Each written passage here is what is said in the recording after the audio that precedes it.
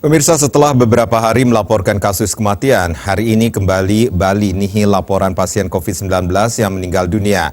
Selain itu, tambahan pasien sembuh yang terjadi hari ini juga lebih tinggi dari tambahan kasus baru.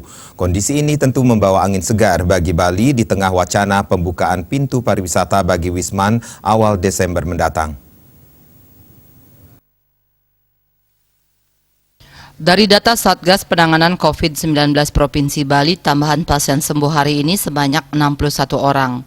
22 orang diantaranya berasal dari Gianyar, disusul Denpasar 14 orang, Tabanan dan Bangli sama-sama melaporkan 8 orang, Badung 4 orang, Kelungkung 3 orang, dan Buleleng melaporkan 2 pasien sembuh. Sedangkan 2 kabupaten lainnya, Jembrana dan Karangasem, nihil laporan pasien sembuh. Tambahan ini membuat total kasus sembuh di Provinsi Bali mencapai 11.616 orang atau 91,96% dari total kasus yang ditangani.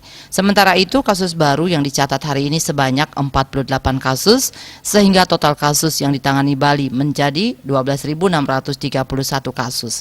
Di pihak lain, jumlah pasien yang kini masih dirawat menjadi 611 orang atau 4,84%. Mereka dirawat dan dikarantina di sejumlah rumah sakit lokasi di Bali.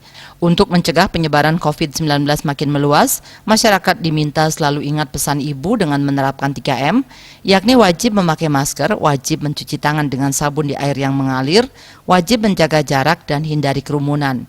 Dengan penerapan perilaku 3M ini, Indonesia segera terbebas virus corona menuju Bali bangkit, Bali era baru, Indonesia maju. Dewa Made Indra juga menegaskan pulihnya kesehatan masyarakat dari wabah COVID-19 merupakan tanda segera pulihnya perekonomian yang sempat anjlok khususnya di sektor pariwisata, mengingat sektor ini yang paling terkena dampak terbesar dari pandemi COVID-19 ini. Rindra Devita, Bali Post melaporkan.